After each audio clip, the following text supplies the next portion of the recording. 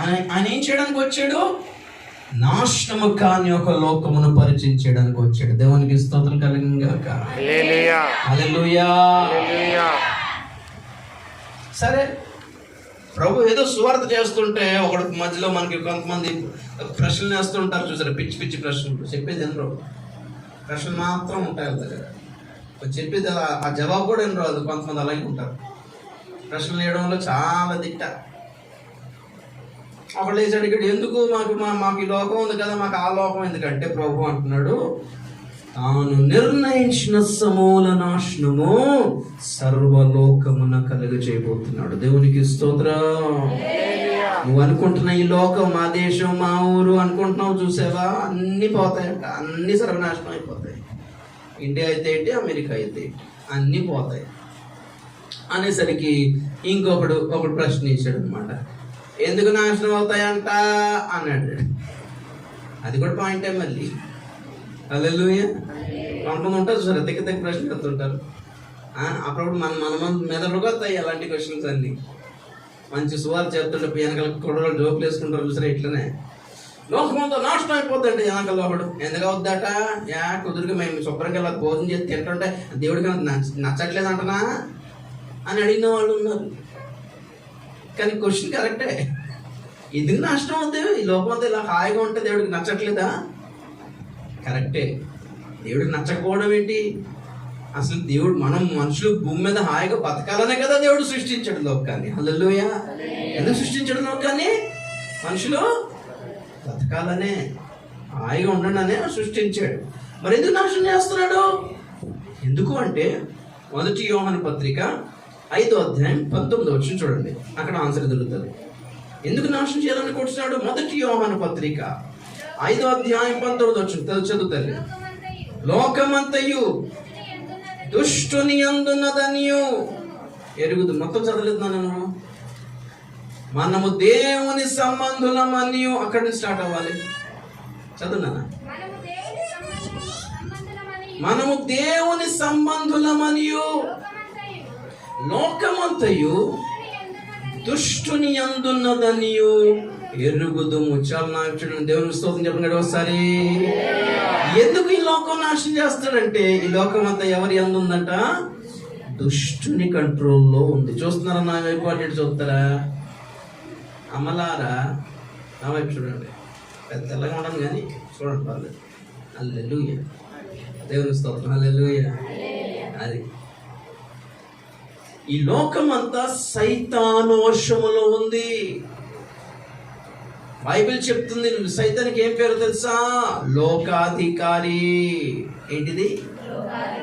ఈ లోకానికి అధికారి అయిపోయి కూర్చున్నాడు వాడు. వాస్తవానికి లోకం ఎవరిది? దేవుడిది. దేవుడు సృష్టించాడు. కానీ దేవుడు ఏం చేశాడు? ఈ లోకాన్ని సృష్టించి ఆదాముకి ఇచ్చాడు. ఎవరికి ఇచ్చాడు? ఆదాముకి ఇస్తే ఆదాము ఏం చేశాడు? మొత్తం కట్టగట్టి సాయితాన్ని చదివి పెట్టాడు.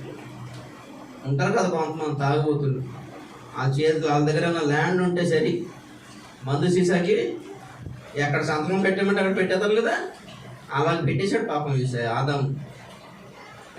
సీసా కూడా కాదు, పండుగే. ఇది పండిస్తా ఇక్కడ సంతకం పెట్టండి పెట్టి కథం మొత్తం భూమి అంతా సైతాన్ చేతిలోకి వెళ్ళిపోయింది. ఈ లోకమంతా దుష్టుని యందున్నది. ఈ భూమియే కాదు, భూమి మీద మనుషులు కూడా తమను తాము సైతాని చేతిలో అమ్మేసుకున్నారంట. మనుషులు చెడిపోయి తమ మార్గములను చెరిపి వేసుకున్నారని బైబిల్ చెప్తుంది. ఆదికాండము 6వ అధ్యాయము 12వ వచనం చదవండి. ఆదికాండము 6వ అధ్యాయం 12వ వచనం. దేవుడు భూలోకమును చూచినప్పుడు అది చెడిపోయి ఉండెను. భూమి మీద సమస్త శరీరులు తమ మార్గమును చెరిపివేసుకొని ఉండిరి. చదవండి. అప్పుడు దేవుడు ఏం చేశాడు? నోవాహుతో సమస్త శరీరుల మూలముగా, అప్పుడు దేవుడు నోవాహుతో ఎలాగ అంటున్నాడు? సమస్త శరీరుల మూలముగా భూమి బలాత్కారముతో నిండి ఉన్నది, భూమి బలాత్కారముతో నిండి ఉన్నది కనుక నా సన్నిధిని వారి అంతము నాశనము వచ్చేసింది అని దేవుడు చెప్తున్నాడు. చూడండి, దేవుని స్తోత్రం చెప్పండి ఒకసారి. యేసు ప్రభు వచ్చి పరలోకం ఒకటి ఉంది అని పరిచయం చేస్తున్నాడు. అక్కడికి వెళ్ళిపోదాం పదండి అని పరిచయం చేస్తున్నాడు. ఒక్కొక్కరు ఒక్కొక్క ప్రశ్న అడుగుతున్నారు. ఆ ప్రశ్నలకి జవాబులు చెప్తూ నేను ఈ ప్రసంగం చేస్తున్నా. ఒక అతనేమో అడుగుతాడు, ఈ భూమి మీద ఎన్నో లోకాలు, రాజ్యాలు, దేశాలు ఉంటుంటే మధ్యలో మీ లోకం కూడా ఏంటండి? మాకు ఆ లోకం ఎందుకు అని అంటాడు. ఎందుకు మనకి పరలోకం కావాలి అంటే ఈ లోక రాజ్యాలన్నీ నాశనం అయిపోతున్నాయి కాబట్టి మనకి పరలోక రాజ్యం కావాలి. రెండో ప్రశ్న, ఈ లోకం ఎందుకు నాశనం అవుతుంది అంటే ఈ లోకమంతయు దుష్టుని వశములో ఉంది కాబట్టి లోకం మీద దెయ్యాలే ఎలుబడి చేస్తున్నాయి. దుష్టుడు, సైతాను, వాడి దూతలు, వాడి దెయ్యాలు మొత్తం నిండిపోయి ఈ లోకం అంతా.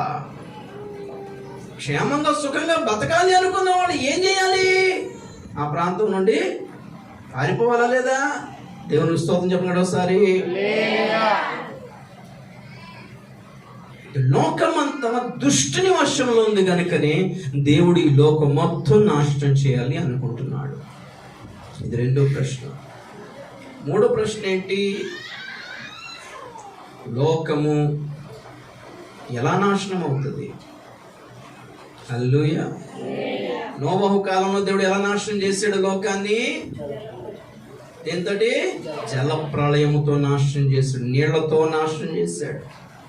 కానీ బైబిల్ చెప్తుంది 2వ పేతురు పత్రిక 3వ అధ్యాయము 10 నుంచి 11 వరకు. 2వ పేతురు పత్రిక 3వ అధ్యాయము 10 నుంచి 12.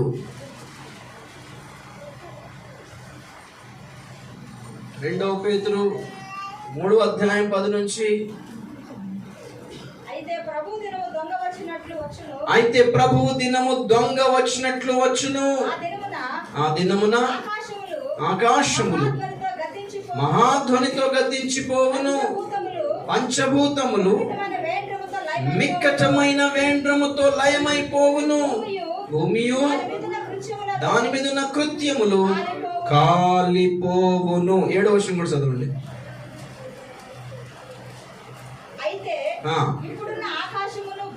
ఇప్పుడున్న ఆకాశమును భూమియు భక్తిహీనుల తీర్పును నాశనమును జరుగు దినము వరకు అగ్ని కొరకు నిల్వ చేయబడినవాయ్. అదే వాక్యం వలన భద్రము చేయబడి ఉన్నది. దేవునికి స్తోత్రం చెప్పండి గట్టిగా ఒకసారి. నోవహు కాలంలోని లోకమును దేవుడు నీళ్లతో నాశనం చేశాడు, కానీ ఇప్పుడున్న లోకాన్ని దేవుడు అగ్నితో నాశనం చేస్తాడని బైబిల్ చెప్తుంది. మనం చదివిన వాక్యాలు అవే చెప్తున్నాయి. భూమియు దాని మీద కృత్యములు ఏంటిది? కాలిపోవును. చెప్పండి, ఏమైపోను? కాలిపోతే. బయట కూర్చుంటే ఎట్లుంటుంది? కాలిపోతుంది.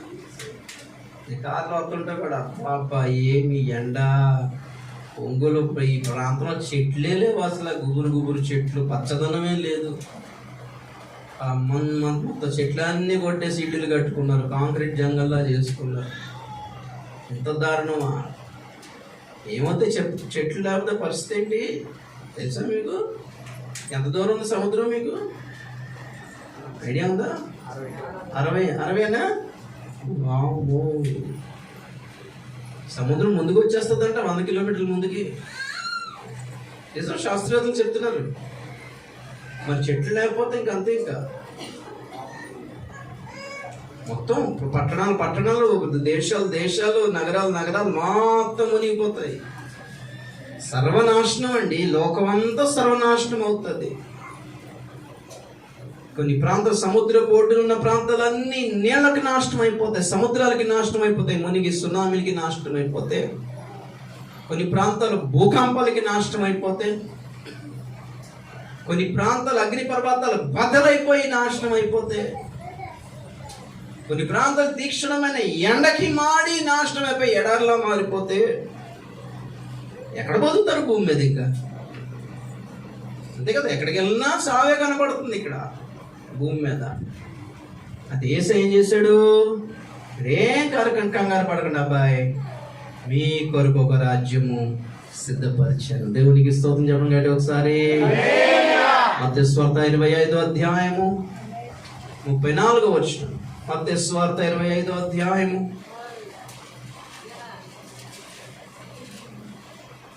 34వ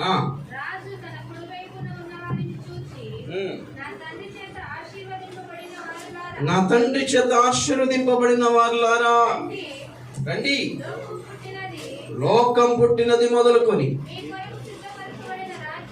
మీ కొరకు సిద్ధపరచబడిన రాజ్యమును స్వతంత్రించుకొనుడి.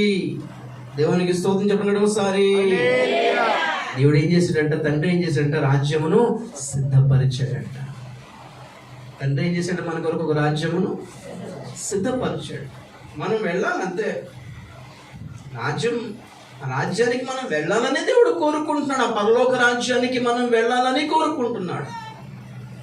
ఎందుకు అంటే ఈ లోక రాజ్యాలన్నీ నాశనం కాబోతున్నాయి. ఎందుకు నాశనం అవుతాయంటే లోకం అంతా దెయ్యాలు ఎలుబడి ఎక్కువైపోయింది. దెయ్యాలు వెళ్తున్నాయి. సైతాన్ వచ్చి కూర్చున్నాడు ప్రపంచంలో. అబద్ధ క్రీస్తు పరిపాలన మొదలు కాబోతుంది. దెయ్యాలన్నీ ఏలుబడి చేస్తున్నాయి. దుష్టత్వము, కుతంత్రాలు, హత్యలు, దొంగతనాలు, అత్యాచారాలు, దౌర్జన్యం. అమ్మ మీరు మాట్లాడుకుంటారా వాక్యం వింటారా? మీ ఇష్టం. టైం ఎంత అయింది? ఇక్కడ గడియారం కూడా లేకుండా చక్కగా మంచిగా ఉంచారు. ఇక్కడ బాగుండదమ్మా, గడియారం చూసుకోకుండా వెళ్ళు. ఎంతసేపు అని చెప్పొచ్చనమాట. ఎత్తి మీద ఎండ మాడిపోతుంటే 2 గంటలకి మీరు వాక్యం అనుకుంటే కబుర్లు చెప్పుకుంటే నాకే 4 గంటల వరకు లాగుతాను నేను. మంచిగా ఉంటుంది మీకు అప్పుడు. ఓహో, ఫోన్ చేసి కూర్చున్నట్టున్నారు మీరే. అది అదే సీక్రెట్. మాడేది నాకే కడుపు కదా. తెలివితేటలు అర్థమైపోయింది. చక్కగా ఫోన్ చేసి చల్లగా పెరిగాను తిని 1 గంటకు వచ్చి కూర్చున్నారా? వామ్మో, ఇంకేమొస్తాయి? కబుర్లు తప్ప ఇంకేమొస్తాయి? అందాక ఆవలింతలు కబుర్లు. మంచి ఫ్యాన్ కింద పెట్టారు అందరినీ. పాస్టర్ గారు కలిసి. దేవునికి స్తోత్రం కలిగిన గాక. కొద్ది నిమిషాలు అమ్మ, చక్కగా వినండి, జాగ్రత్తగా వినండి. నా భాష అర్థం అవుతుందా? ఒరిస్సా భాష, తెలుగు భాష, తెలంగాణ భాష అన్నీ కలిపితే నేను అన్నమాట. మీకు మీరే అర్థం చేసుకోండి. ఓకే, హల్లెలూయా.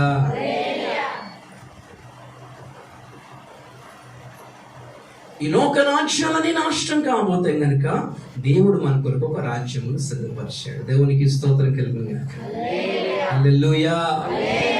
మన రాజ్యం, ఆ పరలోక రాజ్యము నాశనము కాని రాజ్యం అది.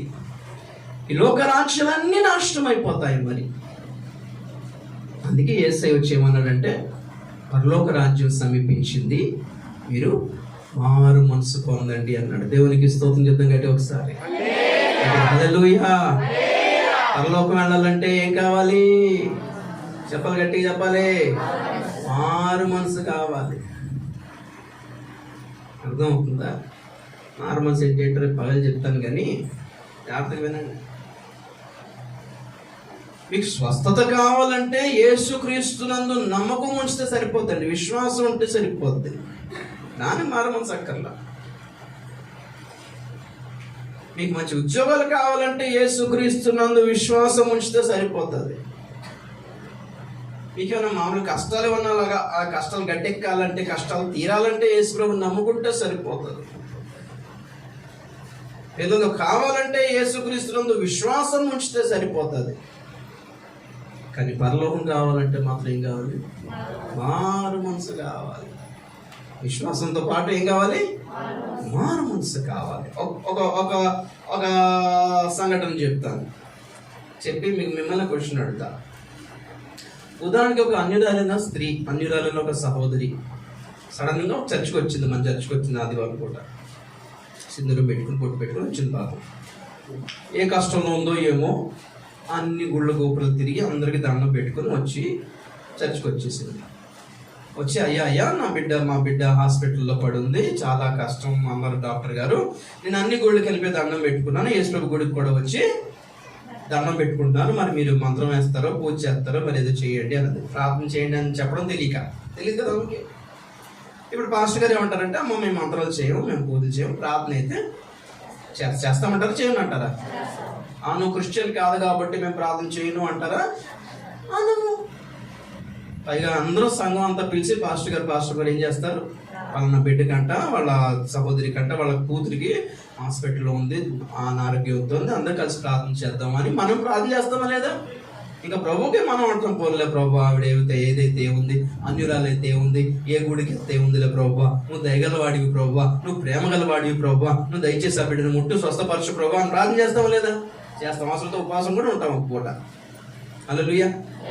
మొత్తం మీద ప్రార్థన చేయించుకుంది, ఆ తల్లి వెళ్ళిపోయిన తర్వాత వాళ్ళ పాప బాగైంది, సంతోషించింది, అంత సైలెంట్ అయిపోయింది. మళ్ళీ పాస్టర్ గారు చూస్తారు నెక్స్ట్ ఆదివారం, ఆవిడ వస్తుందేమో అంటే లేదు కాదా, ఎందుకంటే చర్చికి వెళ్ళి సాక్ష్యం చెప్పాలని తెలియదు కదా వాళ్ళకి. అయిపోయింది, సర్లే పోన్లే ప్రభు, అందరికీ ఉపకారివై ఉన్నావు, కృతజ్ఞత లేని వారికి కూడా ఉపకారివై ఉన్నావు కదా ప్రభు అనుకొని మనం ఊరుకుంటాం. కరెక్ట్గా 3 నెలల తర్వాత మరలా ఆ తల్లి వచ్చింది. ఆశగా చూసారు, ఏమైందంటే అయ్యా మా అబ్బాయి ఏదో ప్రమాదం ఇరుక్కున్నాడు ముంబైలో, అదేదో పని మీద వెళ్ళాడు, అక్కడ ఏదో కేసులో ఇరుక్కున్నాడు, ప్రార్థన చేయడం అన్నది. ఈసారి కూడా అన్ని గుళ్ళు గోపురాలకు వెళ్ళి వచ్చాను, ఇప్పుడు యేసులో గుడికి వచ్చాను ప్రార్థన చేయడం. ఇప్పుడు పాస్టర్ ఏమనాలి, అప్పుడు పోయి ఇప్పుడు వచ్చినావా నేను చేయకపో అంటాడా? అనం కదా. మరలా ప్రార్థన చేస్తాం, చేస్తామా చేయమని చెప్పండి, కోపడతామా? లేదు కదా. నువ్వు అప్పుడు వెళ్ళిపోయి ఇప్పుడు వచ్చినావా, నువ్వు మేము చెయ్యం ప్రార్థన అనం. ఓన్లీ ప్రభు ఆ బిడ్డ గురించి అడుగుతాం, మీ కూతురు సంగతి ఏమైంది అప్పుడు అని అంటే, బాగా అయిపోయింది అయ్యా అంటది. అప్పుడు ఫోన్లే ప్రభు, మా ప్రార్థన విని ఆ బిడ్డను ముట్టావు ప్రభు, అలాగే వాళ్ళ అబ్బాయి కూడా ఏదో కేసులు ఇరుక్కున్నాడంట ప్రభు ముంబైలో, నువ్వు కనికరించి దయచేసి ఆ అబ్బాయిని విడిపించి ఇంటికి తీసుకురాని ప్రార్థన చేశాం. ఓకే, చక్కగా ఆ 2-3 రోజులు ఆ అబ్బాయి కూడా ఇంటికి వచ్చేసాడు, అంత అయిపోయింది. అలాగా ఎప్పుడు ఏ కష్టం వచ్చినా ఆవిడ ఏం చేస్తుందంటే నెలకొకసారి చర్చకు వచ్చేసి ప్రార్థన చేసుకుని వెళ్ళిపోతుంది. ఆవిడకి ఏం కలిగిందంటే, ఎన్ని గుళ్ళకి వెళ్ళినా పని అవ్వట్లేదు, కానీ ఎక్కడికి వెళ్తే పని అయింది, చర్చికి వెళ్తే పని అవుతుందన్న సంగతి అర్థమైపోయింది. ఇప్పుడు ఆవిడ ఏం చేసిందంటే, ఒకరోజు సడన్గా వచ్చి, పాస్టర్ గారు ప్రతిసారి చర్చికి రావడం కష్టం అవుతుంది, ఇంట్లో వాళ్ళు ఒప్పుకోవటం లేదు, వీధి వాళ్ళు ఒప్పుకోవట్లేదు, మా కులం వాళ్ళు ఒప్పుకోవటం లేదు, తిడుతున్నారు, నాన్న కథలు చేస్తున్నారు, నాన్న బాధ పెడుతున్నారు, నన్ను ఏం చేస్తే బాగుంటుందని అడిగింది. అప్పుడేమంటారు పాస్టర్ గారు, సర్లే అమ్మ, మరి నువ్వు ప్రతిసారి మీ గుళ్ళకి వెళ్ళి దండం పెట్టుకున్నట్టుగా ప్రతిసారి చర్చకు వచ్చే దండం పెట్టుకోక్కర్లేదు, ఏసైకి మీ ఇంట్లో కూడా ప్రార్థన చేసుకోవచ్చు, ఒక మూలకి వెళ్ళిపోయి నీకు ఏ కష్టం వచ్చినా ఏసయ్య నాకు హెల్ప్ చేసి పెట్టు అని అడుగు అని చెప్పినారు పాస్టర్ గారు. సరే అమ్మ, వెళ్ళిపోయింది. అలాగే అంటాం కదా మనం. వెళ్ళిపోయిన తర్వాత ఆవిడ చక్కగా, మనం ఏమంటే సరే దేవుడైతే కార్యం చేస్తున్నాడు, ఎప్పుడో ఒకప్పుడు వస్తుందిలే దేవుని దగ్గరికి అని మనం ఆశపడతాం, అంతే తప్ప ఆమెను బలవంతం చేస్తామా? ఇది తీసేయి పొడి తీసేయి మరి బాప్తిని తీసుకో అప్పుడు యేసు ప్రభు కార్యం చేస్తాడు అంటామా? అలాగే అన్నా మనం. ఊరికే మనల్ని అందరూ తిడతామంటారు, బలవంతంగా చేస్తున్నారు ఇలా. వెళ్ళి ప్రార్థన చేసుకో, ఇంట్లో పోయి ప్రార్థన చేసుకోవాలి. ఆవిడ ఏం చేస్తుందంటే, ఎప్పుడు ఏ కష్టం వచ్చినా అబ్బాయి ఎవరు దండం పెట్టినా పని అవ్వట్లేదని తెలిసి యేసు దండం పెట్టి ప్రార్థన చేస్తుంది, పని అయిపోతుంది. ఆవిడ ఏం చేసిందంటే ఈసారి అన్ని వాళ్ళ పూజ గది ఉంటుంది చూసారా, ఆ పూజ గదిలో అన్ని దేవతలతో పాటు యేసు ఫోటో కూడా పెట్టేసింది. అన్ని దేవతలకి సింధూరం పెట్టేస్తుంది, యేసు ప్రభు ఫోటో కూడా సింధూరం పెట్టేసి పూజ చేసేస్తుంది. ఎప్పుడు కష్టం వచ్చినా సెపరేట్గా యేసు ప్రభు మాత్రం సెపరేట్గా ప్రార్థన చేసుకుంటారు. అయిపోయింది. ఇప్పుడు పాయింట్ ఏంటంటే, ప్రశ్న ఏంటంటే, మీరు ఒక మాట చెప్పండి, ఆవిడ ఏది అడిగినా దేవుడు ఇస్తున్నాడు. కూతురికి స్వస్థత వచ్చేసింది, కొడుక్కి ఇబ్బంది అన్నది బాగా అయిపోయింది, వాళ్ళ భర్తకి అప్పులు అన్నది అదే అయిపోయింది, పిల్లలకి పెళ్ళి అన్నది అదే అయిపోయింది, మంచి ఇల్లు అన్నది అన్నీ వచ్చేసినాయి. ఇప్పుడు ఆవిడ యేసు ప్రభువుకి మంచి విశ్వాసం ఉంది, అన్ని దేవతలతో పాటు యేసు ప్రభు కూడా పూజ చేసేస్తుంది, హ్యాపీ. ఇప్పుడు మాట, ఆవిడ చచ్చిపోతే పరలోకం వెళ్తుందా? సూపర్, మీరు అసలు చాలా తెలివైన వాళ్ళు మీరు. ఎందుకు వెళ్ళదు? ఎందుకంటే వాళ్ళ విశ్వాసం, ఆవిడ విశ్వాసం పరిపూర్ణమైంది కాదు. ఆవిడ విశ్వాసం ఎలాంటిది అంటే, అన్ని దేవతలతో పాటు యేసు ప్రభు కూడా ఒక దేవతే అనుకుంటుంది. కానీ పరలోకం వెళ్ళడం కొరకైన విశ్వాసం వేరు, రక్షణ కొరకైన విశ్వాసం వేరు. అవిశ్వాసం ఎలాంటిది? యేసు ఒక్కడే దేవుడు అని నమ్మాలి. దేవునికి స్తోత్రం చెప్పండి ఒకసారి. నేను చెప్పింది అర్థమైందా? అన్ని దేవతలతో పాటు యేసు కూడా దేవుడే, అన్ని గుడికి దండం పెట్టుకుంటాం, యేసు గుడికి వచ్చి దండం పెట్టుకున్నాం, అలా చేత చేసేలా వీళ్ళు చేశారు, అలా మాట్లాడుకుని చేస్తారులే అనుకుంటా అయిపోతా. ఆ దేవతలు మాట్లాడుకుని నువ్వు చేస్తావా నేను చేస్తారా, నువ్వు చేస్తావు నేను చేస్తారా అని మాట్లాడుకుంటారు.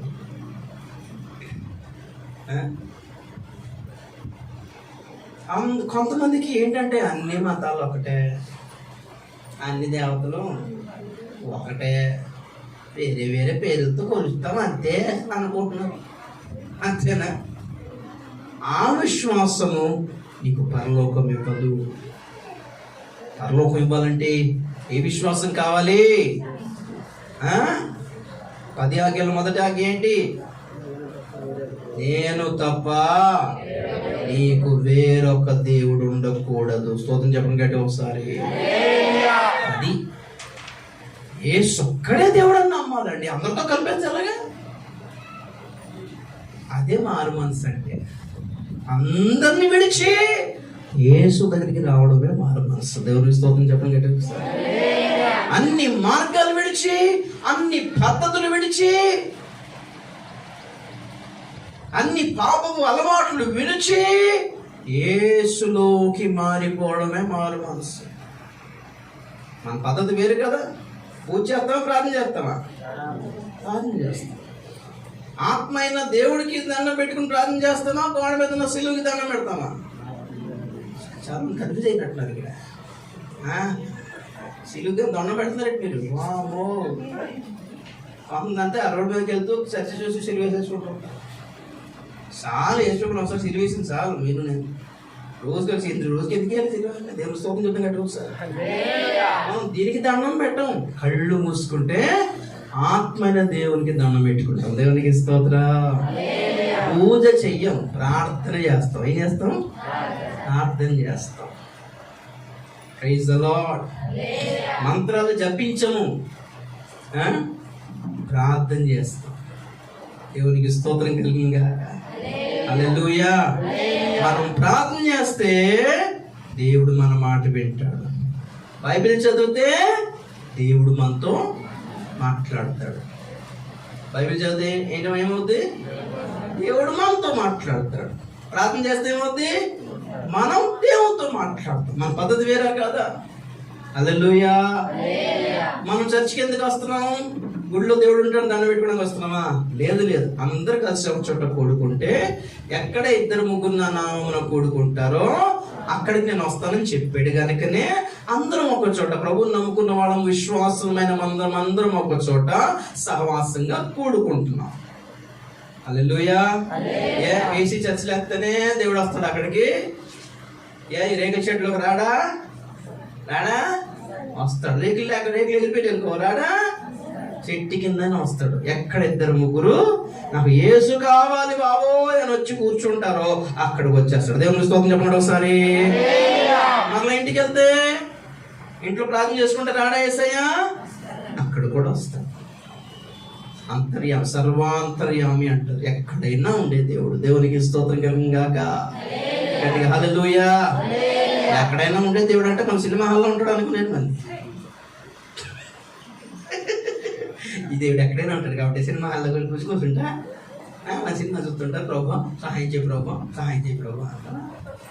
కొంతమంది అమ్మ ఉంటారు, మా అమ్మ టీవీలో సినిమాలు చూస్తూ ప్రభా నాయన నాయన నాయన అంటుంటారు చూస్తూ.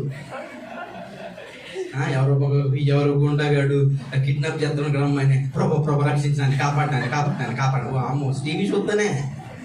అరే అదంతా డ్రామా అని మనకు తెలుసు. కొంతమంది ఉంటారు మంచి ప్రార్థనా పరులు. ఈ అత్త గొడవ సీదో చూసుకుంటా, అత్తకి మారమని వాము చూసారు అలా అంటుండే. మీరు అలా లేరు కదా, కాంపిటీషన్ సైలెంట్గా ఉన్నారంటే ఉన్నట్టున్నారు. జాగ్రత్త. దేవుడు అలాంటి స్థలాల్లో ఉండడు. దేవునికి స్తోత్రం చెప్పండి గట్టి ఒకసారి. హల్లెలూయా. ఎక్కడుంటాడు? నిర్గమకాండం 25:8 చదవండి. నిర్గమకాండం 25వ అధ్యాయము 8వ వచనం. నేను వారిలో నివసించినట్లు వారు నాకు పరిశుద్ధ స్థలమును నిర్మింపవలెను. ఒక్కొక్క ముక్క చదవకుండా ఒక సెంటెన్స్ చదివితే బాగుంటుంది. ఓకే, వారు నాకు ఒక పరిశుద్ధ స్థలమును నిర్మింపవలెను. నా చూడండి, స్తోత్రం చెప్పండి ఒకసారి. హల్లెలూయా. నేను వారిలో నివసించినట్లు నేను మీలో నివసించాలంటే ఏం చేయమన్నాడు? నాకు పరిశుద్ధ స్థలం కావాలి అన్నాడు. ఏం కావాలి? మీరు రేకులతో చర్చి కట్టినా, ఏసీ చర్చి పెట్టినా ఆ చర్చి ఏమై ఉండాలి? పరిశుద్ధ స్థలం అయి ఉండాలి. మీరు ఇంట్లో ప్రార్థన చేసుకోవాలంటే ఇల్లు ఏమై ఉండాలి? పరిశుద్ధ స్థలం అయి ఉండాలి. అలాగే దేవుడు మనలో కూడా ఉంటున్నాడు కదా, మనలో ఉండాలంటే మనం ఏమై ఉండాలి? పరిశుద్ధ స్థలం అయి ఉండాలి. పరిశుద్ధంగా ఉండాలి అని అర్థం.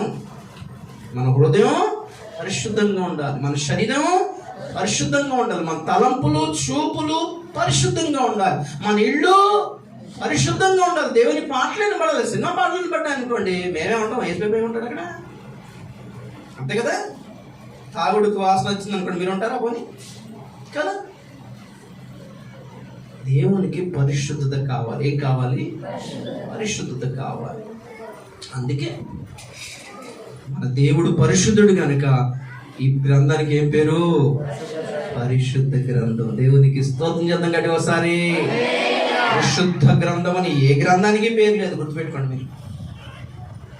ఈ గ్రంథం పరిశుద్ధమైనది ఎందుకంటే ఇందులో ఉన్న దేవుడు పరిశుద్ధమైన వాడు, పాపమును అసహించుకునేవాడు.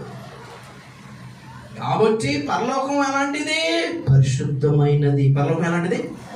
పరిశుద్ధమైనది. అక్కడికి వెళ్ళాలంటే ఏమై ఉండాలి? మనం పరిశుద్ధులమై ఉండాలి. మన దేవుడు పరిశుద్ధుడు, ఆయన నివసించే స్థలము పరిశుద్ధమైనది కనుక అక్కడికి వెళ్ళాలంటే ఏమై ఉండాలి?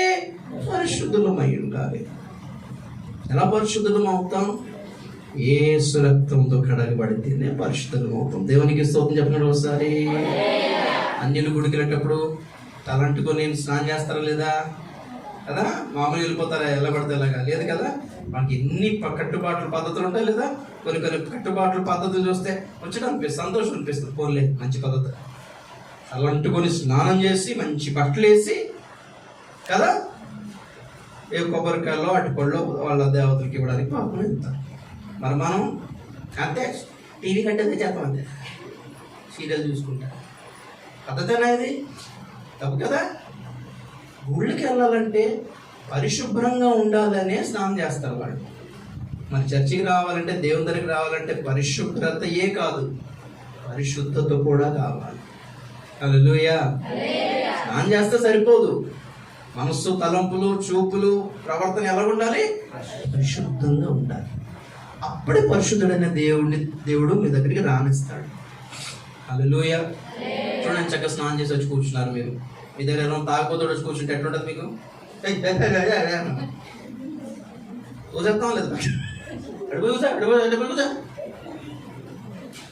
వాడు కంపు వాడు ఎన్ని సంవత్సరాలు స్నానం చేసి ఆగిపోతూనే పక్కన మనమే కూర్చోబెట్టుకుని, దేవుడే కూర్చోబెట్టుకుంటాడు. దేవుని స్తోత్రం చెప్పండి సరే. మనకంటే తక్కువ వాడా? కాదు కదా. ఇప్పుడు బస్సులో వెళ్తున్నారు మీరు, బస్సులో బాగా నిండిపోయింది జనం. ఈలోగా పాపం ఒక మేడం గారు కూర్చున్నారు, టీచర్ గారు మేడం గారు ఎవరో. ఆ పక్క సీట్ ఖాళీగా ఉంది, ఫుల్ జనం రష్ నిండిపోయి ఉన్నారు. నిలబడి ఉన్న వాళ్ళేమో ఆ సీటు చూస్తున్నారు, మేడం గారు పక్కన సీటు.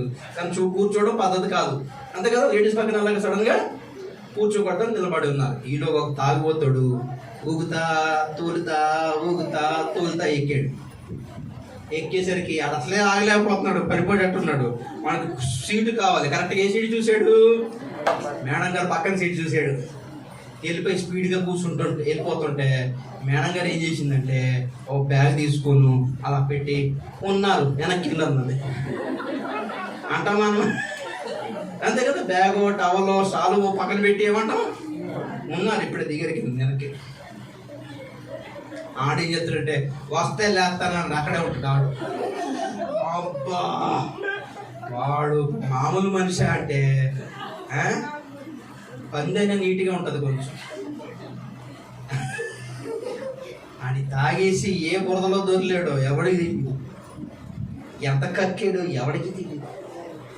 అబ్బా, పక్కనే నిలబడి ఉన్నాడండి. కూర్చోడం వదిలే, పక్కన నిలబడి ఉన్నాడు. మేడం గారు ఏమంటారు? ఏమన్నా కండక్టర్ గారు ఏంటి దింపేస్తారా, నేను నన్ను దింపమంటారా అంటారా? అనరా? పోయింది 100 బస్సులు వస్తాయి వెనకాల, ఏంటి దింపుతారా, నేను దింపాలంటే ఆయన సరే మేడం మేడం మీరు కూర్చోండి, నేను ఏంటి దింపేస్తాను. ఇప్పుడు పాయింట్ ఏంటంటే ఆ సీట్ ఆవిడ కొనుక్కోలేదు కదా, ఎవరైనా కూర్చోవచ్చు. అలాంటప్పుడు ఆవిడ ఎందుకు అతన్ని కూర్చోబెట్టుకోలేదు? అతను అంటే ఆమెకేమన్నా ద్వేషమా, పగ, కక్ష ఏం లేదు కదా. ఆడెవడు ఎవరో మనకు తెలీదు. అది తాగితే ఏంటి, తందనం ఆడితే మనకేంటి. పాయింట్ ఇక్కడ ఏంటంటే వాడి ప్రవర్తన, వాడి దరిద్రం, వాడి కంపు, వాడి వాసన మనకి పాడదు. కడుపులో తిప్పేసి వాంతులు వస్తాయి. అది తాగుతూ తాగు, ఎవరికి మనకేంటి. కానీ నా దగ్గర మాత్రం ఉండవు. అలాగా మనం మంచివాళ్ళం, నీట్గా ఉండేవాళ్ళం, శుభ్రంగా ఉండేవాళ్ళం, ఇలా కంపు కొడుతున్న వాళ్ళని మనమే పక్కన కూర్చోబెట్టుకున్నప్పుడు ఇలాగ తాగుడు కంపు, పాపపు కంపు వచ్చేవాడిని దేవుడు ఎక్కడ పక్కన కూర్చోబెట్టుకుంటాడో మీరు చెప్పండి, ఒక మాట చెప్పండి. మనకంటే తక్కువ వాడ దేవుడు కాదు కదా. మనకంటే నీతిమంతుడు, మనకంటే పరిశుద్ధుడు, మనకంటే గొప్పవాడు. హల్లెలూయా, హల్లెలూయా. కనీసం మనం ఏం చేస్తామంటే, కనీసం మన పక్కన కూర్చోవాలంటే మనలాగా ఎలా ఉండాలి? నీట్గా ఉండాలి, స్నానం చేసి ఉండాలి, శుభ్రంగా ఉండాలి, జెంటిల్ అయి ఉండాలి. జెంటిల్ కాదు, మెంటల్ అయితే ఉండాలి. ఇప్పుడు ఈ దరిద్రం, ఈ కంపు పోవాలి అంటే స్నానం చేయాలి. ఏం చేయాలి? కొంతమంది స్నానం చేసినా ఆ త్రాగుడు వాసన పోదు. కొందరు పళ్ళు తోమినా ఆ తంబాకులు పళ్ళు చూడండి అంటే సరి ఏ పెట్టుతున్నాను ఆయన, తంబాకులు పెట్టి తోముతున్నాను తల్లి అంటున్నాడు. ఆ ఒరిసా వైపు రండి, ఆ తంబాకు నవ్వుతా ఊయరు మింగరు, అలా పట్టుకుని ఉంటాడు. అలా బ్రదర్ మీరు బాగుంటాడు బ్రదర్, వాము మిగరా ఎదవా అది మాట్లాడుతుంటే ఉమ్మంతా మీద పడుతూ ఉంటాడు.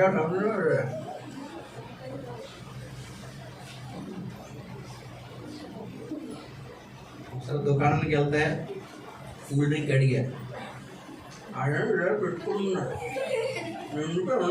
ఉమ్ముతో నిండిపోయి ఉంది అంత దరిద్రం. చూడు ఊస్తలేడాడు. ఎలాగైనా వాళ్ళ చేత ఊహించాలా. నేనేం చేశానంటే కూల్ డ్రింక్ ఎంత అన్న, 10 రూపాయలు అన్న,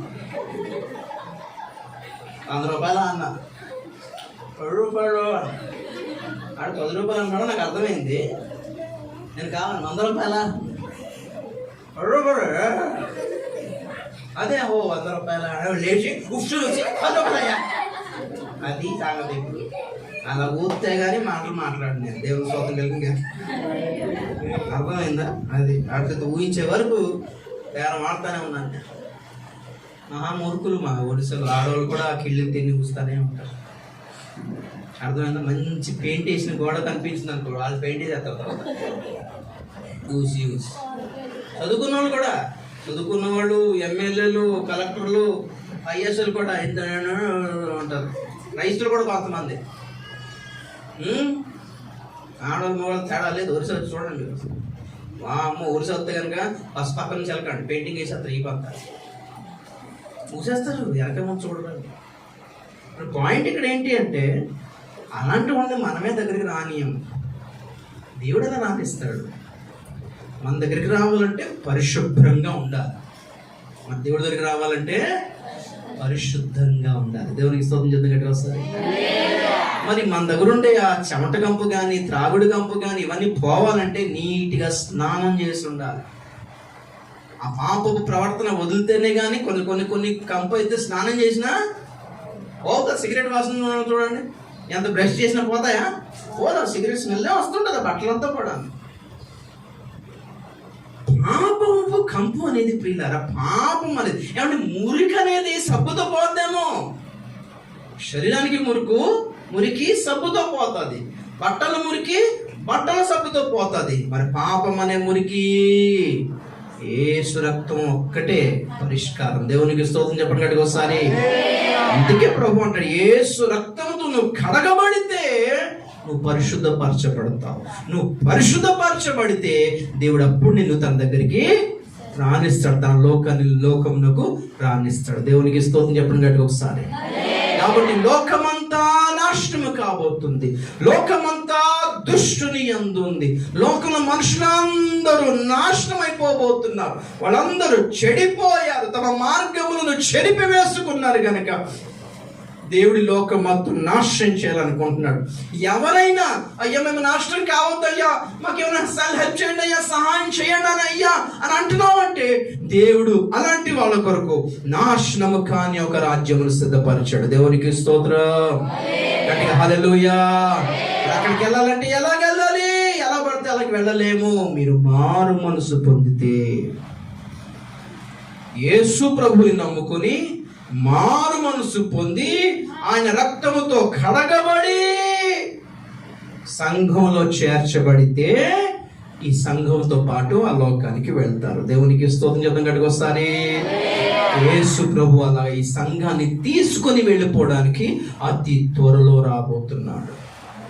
దానినే యేసుక్రీస్తు యొక్క రెండవ రాకడ అంటారు. ఏమంటారు? రెండవ రాకడ. రెండోసారి రాబోతున్నాడు. ఎందుకు రాబోతున్నాడు? పరిశుద్ధపరుచుకొని సంఘంలో చేర్చబడి ఆయన కొరకు ఎదురు చూస్తున్న వాళ్ళని తీసుకొని వెళ్ళిపోవడానికి రాబోతున్నాడు. హల్లెలూయా. ఎందుకు తీసుకుని వెళ్ళిపోతాడు? ఎందుకంటే ఈ లోకం నాశనం కాబోతుంది కనుక తన కొరకు కనిపెట్టే వాళ్ళని తీసుకొని ఆయన పరలోకానికి వెళ్ళిపోతాడు. ఎప్పుడైతే ఆయన బిడ్డలు పరలోకానికి వెళ్ళిపోతారో ఈ లోకం ఏమవుద్ది? సర్వనాశనం. కాబట్టి కళ్ళు మూసుకుందాం, ప్రార్థన చేద్దాం. ఆ నాశనం నుండి తప్పించబడటానికి మీరు సిద్ధంగా ఉన్నారా? మారు మనసు పొందారా? యేసు ప్రభుని నమ్ముకున్నారా? పరిశుద్ధపరచుకున్నారా? యేసు రక్తంతో కడగబడ్డారా? సంఘంలో చేర్చబడ్డారా? లేకపోతే అన్ని దేవుళ్ళు ఒకటే అనుకుంటున్నారా? అలాంటి వాళ్ళకి రక్షణ లేదు ప్రియులారా. చాలా మంది అదే అనుకుంటుంటారు. స్వస్థత దొరికినంత మాత్రాన రక్షణ దొరికినట్టు కాదు పిల్లలు. ఇందాక అనుకున్నాం చూసారు, అన్యురాలైన స్త్రీ వచ్చి ఆ కూతురికి స్వస్థత సంపాదించుకుంది, ఆ కొడుక్కి విడుదల సంపాదించుకుంది, వాళ్ళ ఆయనకి అప్పులు తీరేలా చేసుకుంది. కానీ పరలోకం దొరకదు. ఎందుకంటే స్వస్థత సాక్ష్యాలు, ఆశీర్వాద సాక్ష్యాలు, ఇళ్ళు వాకిల సాక్ష్యాలు, అప్పులు తీరడం ఇవన్నీ వేరు, రక్షణ సాక్ష్యం వేరు. రక్షణ పొందలేదో చూసుకోండి ఒక్కసారి. చాలా మంది సినిమా యాక్టర్ల సాక్ష్యాలు విని మురిసిపోతుంటారు. వాళ్ళు రక్షణ పొందారా? కన్ఫర్మా? నిజమేనా? లేదు. యేసుప్రభు వాళ్ళ జీవితంలో ఏదో ఒక అద్భుతం చేసినని సాక్షి చెప్తారు. అద్భుతాలు అందరికీ చేస్తాడు దేవుడు, కానీ రక్షణ అందరికి వచ్చేస్తుందా? వాళ్ళు మారు మనసు పొందాలి. యేసొక్కడే దేవుడు అని నమ్మాలి, సంఘంలో చేర్చబడాలి. ప్రియులారా, చాలా మందికి ఈ విషయం తెలియదు, చాలా మందికి అర్థం కావట్లేదు. ఎవరో సినిమా యాక్టర్ల సాక్ష్యాలంట, వాళ్ళు క్రైస్తవులు అయిపోయారంట, వాళ్ళకి ఏదో అద్భుతాలు జరిగిపోయినాయి అంట, వాళ్ళకి స్వస్థత అయిపోయిందంట, దేవుడు కాపాడాడంట. ఆశీర్వాద సాక్ష్యాలు, స్వస్థత సాక్ష్యాలు వినకండి అమ్మా, రక్షణ సాక్ష్యం వినండి. రక్షణ పొందారా? రక్షణ పొందిన వాళ్ళైతే యేసు తప్ప వేరే దేవుడు లేడు అని గట్టిగా చెప్పగలుగుతున్నారా? చూడండి ఒక్కసారి. అలా చెప్పలేరు పబ్లిక్ లో వాళ్ళు. కాబట్టి వాళ్ళని చూసి మీరు మోసపోకండి. మీ సంగతి ఆలోచించండి. యేసే దేవుడు, ఆయన తప్ప వేరే దేవుడు లేడని నమ్మితేనే నీకు రక్షణ వచ్చినట్టు, ఆయన రక్తంలో కడగబడినట్టు. ప్రభు వచ్చి నిన్ను నన్ను అలా తీసుకొని వెళ్ళిపోతాడు. ప్రార్థన చేద్దాం. మహాపరిశుద్ధుడు, మహోన్నతుడైన పరలోకపు తండ్రి, ఘనమైన మీ నామమును బట్టి స్తుతులు స్తోత్రాలు చెల్లిస్తున్నాము. ప్రభు, మమ్మల్ని కనికరించినందుకు వందనాలు. ఈ మధ్యాహ్న కాల సమయంలో వేడిలో కూడా మమ్మల్ని కనికరించారు, మాతో మాట్లాడారు, మీకు వందనాలు. పరలోక రాజ్యముల గురించి మాకు ఎందుకు ప్రకటించారో మీరు తెలియపరిచారు, మీకు వందనాలు. ఈ లోకం యొక్క భవిష్యత్తు ఏంటో తెలియపరిచారు, మీకు వందనాలు. ఈ లోకం ఎలా నాశనం కాబోతుందో మీరు మాట్లాడినందుకు వందనాలు చెల్లిస్తున్నాము నాయన. కూర్చున్న బిడ్డలందరూ సంపూర్ణమైన రక్షణ పొందినట్లుగాను, సరైన మారు మనసు పొందినట్లుగాను, సరైన రక్షణ సాక్ష్యం కలిగినట్లుగా మీరు సహాయం చేయండి. లోకముతో పాటు నాశనం అయిపోకుండా, లోకములో కలిసిపోకుండా నీ బిడ్డలకు సహాయం చేయమని వేడుకుంటున్నాము నాయన. ఈరోజు సాయంత్రం సభ కొరకు సిద్ధపరచండి, అనుకూలమైన వాతావరణాన్ని కలుగ చేయండి.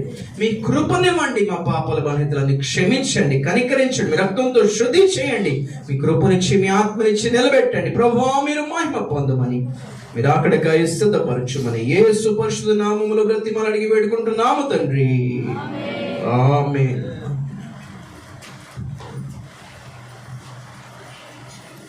అలాగే కళ్ళు మూసుకుందాం, ఆశీర్వాదం తీసుకుందాం. అందరు తలలో వచ్చి కళ్ళు మూసుకున్నాం. ఎవరు చూడొద్దు, అందరు కళ్ళు మూసుకున్నాం. అందరు కళ్ళు మూసుకున్నాం. మన తండ్రి అయిన దేవుని ప్రేమ, తన ప్రియ కుమారుడు యేసుక్రీస్తు వారి కృప, పరిశుద్ధాత్మ దేవుడి ఆదరణ, సమాధానము, సన్నిధి ఈరోజు వాక్యం అందించిన దైవజనులకి, గుడి వచ్చిన బిడ్డలకి, రాత్రి జరగబోతున్న కొడుకు ప్రభు రెండో రాకడ వరకు మనందరికీ సదాకాలం తోడయ్యండి. ఆయన కృపచేత ఈ కార్యక్రమాలన్నీ జరిగించునుగాక. ఆమేన్, ఆమేన్, ఆమేన్. అందరికీ వందనాలు.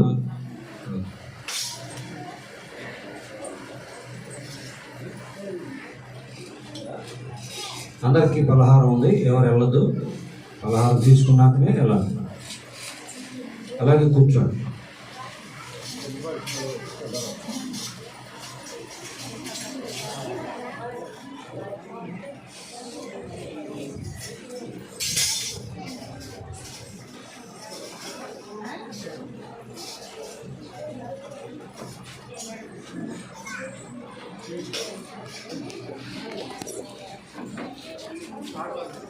చేయండి.